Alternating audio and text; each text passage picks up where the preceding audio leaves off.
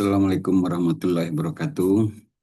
Bersama ini kami akan laporkan terkait dengan penelitian kerjasama luar negeri. Ini merupakan laporan akhir yang sudah kami laksanakan. Judul dari penelitian ini adalah pengembangan sensor elektrokimia ion logam M20 ataupun M30 berbasis screen printed electrode termodifikasi ion imprinted polimer. Adapun anggota dari penelitian ini adalah eh, itu diketuai oleh saya sendiri Alizar SPD MSc PhD. Kemudian anggota peneliti pertama adalah Profesor Dr. Yulkifli MSI dan yang kedua adalah Dr. Anda Samsiaini MSI PhD. Kemudian mitra dari penelitian luar negeri ini adalah Asosiat Profesor Dr. Serina Buanipah. Beliau merupakan dosen dari Universitas Kebangsaan Malaysia, yaitu dosen pada jurusan kimia ataupun Departemen Kimia. Kemudian penelitian ini sudah masuk ke dalam roadmap penelitian, yaitu pada pengembangan silika nanomaterial ataupun bahan lain yang bisa diaplikasikan untuk kepentingan biosensor ataupun sensor kimia.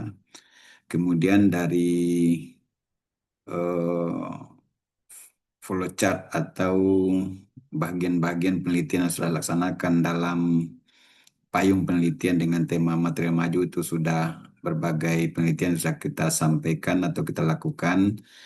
Di sini bahagian dari penelitian ini juga merupakan bahagian payung penelitian yang judulnya sudah sampaikan tadi. Kemudian adalah flowchart dari kegiatan penelitian ini, di mana nanti kita melakukan desain atau sintetis dari material ion imprinted polymer IIP yang nanti ini kita optimasi apakah dia mampu menyerap secara selektif dari ion-ion logam M20 ataupun M30. Kemudian nanti kita optimasi, baru nanti kita kembangkan untuk penggunaan atau aplikasi kepada sensor kimia, yaitu sensor ion M20 ataupun sensor ion M30.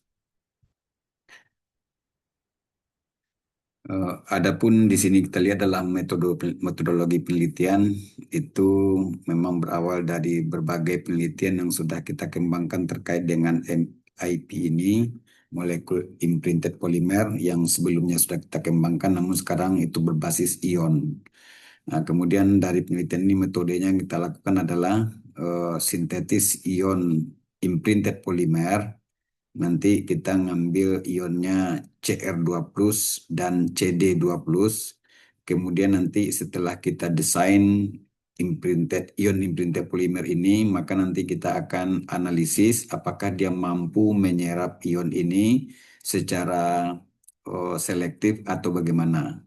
Kemudian nanti jika dia sudah kita dapatkan mampu menyerap, tentu kita lakukan optimasi pada kondisi apa penyerapan ini maksimum sehingga mendapatkan kapasitas serapan yang lebih bagus sehingga ini nanti bisa kita aplikasikan untuk sensor berbasis IIP, yaitu sensor ion elektrokimia. Ini merupakan bagian dari dokumen sintetis ion imprinted polymer. Itu dimulai dengan pencampuran dari bahan dengan berbagai komposisi. Kemudian nanti disonikasi pencampuran juga. Nanti ini adalah fotopolimerisasi, di mana nanti polimer ini akan diberi sinar UV sehingga nanti akan terjadi pempolimeran secara otomatis. Kemudian nanti baru nanti kita kolek atau kita kumpulkan dari polimer-polimer ini seperti yang gambar sudah kita tayangkan. Kemudian hasil penelitian, di sini kita tampilkan prediksi mekanisme reaksi pembentukan ion imprinted polimer berbasis ion M20 ataupun ion Cr20. Nah, kalau yang sebelah kiri ini adalah ion Cr20 sebagai template, sehingga nanti dia ada interaksi dengan monomer MAA. Interaksinya merupakan interaksi elektrostatik. Kemudian nanti cross-linknya, cross-linknya dicampurkan sehingga membentuk dia mengikat dari apa namanya, ikatan-ikatan ganda itu akan bergabung menjadi ikatan bergabung dengan crosslink sehingga membentuk ikatan tunggal. Dan ini berlangsung ketika di fotopolimerisasi menggunakan UV, sinar UV. Nah, sehingga nanti akan terbentuk polimer yang di dalamnya sudah ada ion kromium sebagai template. Nah, maka nanti untuk menjadikan dia sebagai IIP, maka ion kromium ini diekstrak, dikeluarkan sehingga terbentuklah semacam rongga yang khas biasanya untuk ion kromium 3+. Nah, dengan hal yang sama juga dilakukan untuk ion CD20 tentu dengan mekanisme yang sedikit berbeda seperti yang sudah kita tayangkan di sini.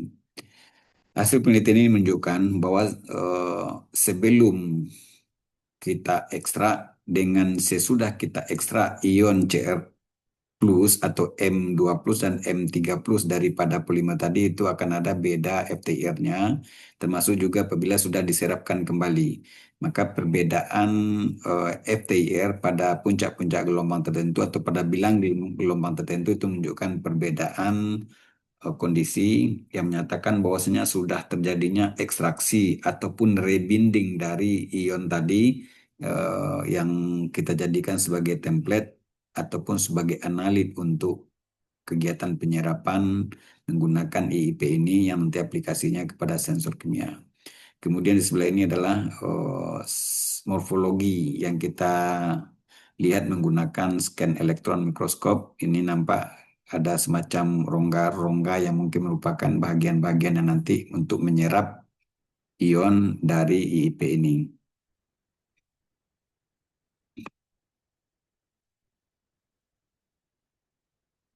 Ini kondisi kita optimasi ya. Dari penyerapan itu tentu ada komposisi dari yang kita gunakan monomer dan crosslinknya itu dengan berbagai komposisi. Maka nanti yang optimum itu ketika MAA berbanding dengan EGDM sebagai crosslink itu adalah 0,15 milimol dengan 0,015 mol, artinya 1:1.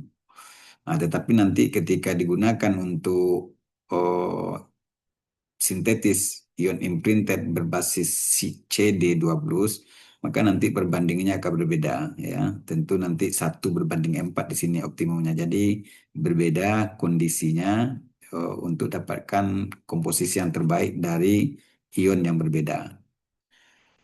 Kemudian ini adalah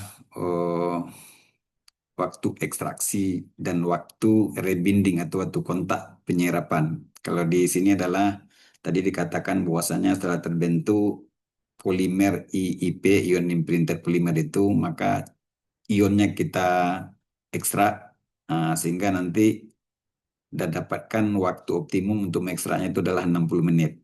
Tetapi untuk CD nanti optimumnya adalah juga 60 menit. Tapi ini kita ambil yang optimumnya saja, yang lebih tinggi kapasitas yang dihasilkan. Tetapi nanti untuk rebinding pada ion imprinted chromium itu optimumnya 50 menit. Tetapi pada eh, ion imprinted berbasiskan ion CD20 itu optimumnya pada 30 menit. Jadi ada perbedaan waktu ekstraksi dan rebinding daripada ion kromium dan kromium 3 dengan CD20 untuk eh, imprinted polimer yang berbeda. Kemudian ketika kita lakukan uji gangguan dari beberapa logam atau ion yang ada di dalam sampel, maka nanti kita lihat di sini untuk ion imprinted polimer kromium itu menunjukkan tidak ada gangguan yang begitu signifikan ketika dicampurkan ion-ion yang ada seperti Pb2+, Fe3+, sehingga nanti kita lihat masih mempunyai kapasitas yang tinggi. Tetapi nanti akan menurun selektivitasnya kalau dicampurkan ketiganya sekali. Ada CR, FE, dan PB kalau meningkat jumlahnya, perbandingan jumlahnya gitu.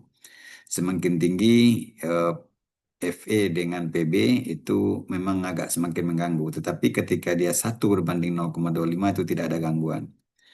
Nah, begitu juga pada ion imprinted polimer berbasis kadmium juga menunjukkan selektif terhadap kadmium. Di sini kita lihat kapasitasnya yang secara single ya, kapasitas terhadap CD itu 0,5, tetapi hanya ZN itu hanya 0,2, jadi tidak terlalu mengganggu. Dan ini kalau dicampurkan.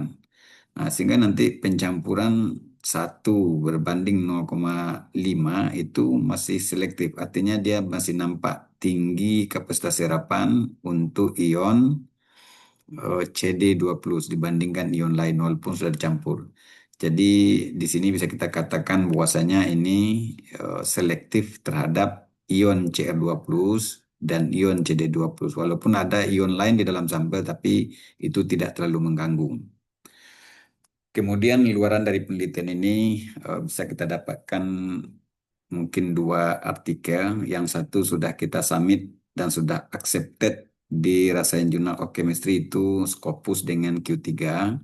Kemudian satu lagi kita submit pada Jurnal Smart Material and Structure itu juga pada Scopus dengan eh, kuartil Q1 ini baru kita submit, masih dalam proses yang judulnya Smart Ion Selective Membrane Based on Ion Imprinted Polymer Synthesis by Depolymerization Method as chromium ion, chromium ion absorben. Jadi ini kita gunakan baru sebagai absorben. Jadi ada 2 artikel, yang satu sudah di accepted oleh jurnal, yang satu baru kita submit. Kemudian rencana kerja lanjutnya, sebetulnya walaupun sudah habis masanya setahun, walaupun sudah ada di luaran tadi, tapi kita masih ada langkah yang perlu kita selesaikan, yaitu pengembangan bahan tadi menjadi sensor. Nah, dan ini mungkin kalaupun tidak bisa lanjut dengan skema ini, mungkin secara mandiri bisa laksanakan juga, nah, tetapi tentu ini akan mengganggu juga kalau tidak ada pendanaan. Nah, di sini sudah terlihat adanya respon sensor ya ketika kita coba mendesain bahan ion imprinted polimer berbasis CD20 ataupun CR+, itu nampak respon adanya perbedaan kuat arus sebelum dengan sesudah atau setelah kita masukkan ke sampel yang mengandung ion dengan yang tidak itu berbeda. Artinya sudah ada nampak respon awal untuk sensor atau untuk aplikasi sensor ion berbasis elektrokimia.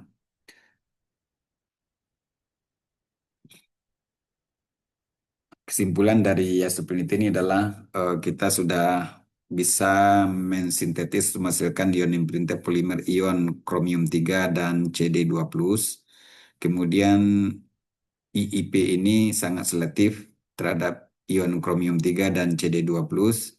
Kemudian hasil analisis juga menunjukkan bahwasannya polimer ini bisa digunakan sebagai basic untuk mendesain sensor ion, terutama yang sudah kita coba adalah untuk kadmium 2 atau ion kadmium 2.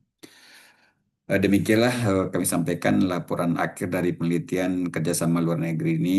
Terima kasih kami ucapkan kepada lembaga atau pusat penelitian dan pengabdian masyarakat Universitas Negeri Padang yang sudah mensupport kegiatan ini sampai hasil yang sudah kita lihat bersama.